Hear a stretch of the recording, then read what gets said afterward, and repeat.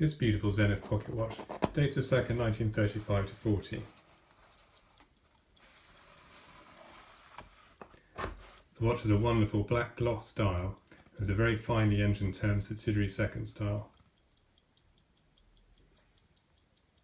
The Arabic numerals have a silvered finish, and then there are fine and slim baton hands.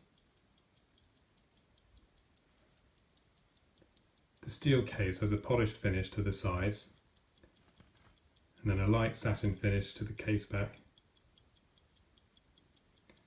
It's in wonderful original condition, and in order to wind the watch, you just turn the crown from right to left like this until the spring feels tight.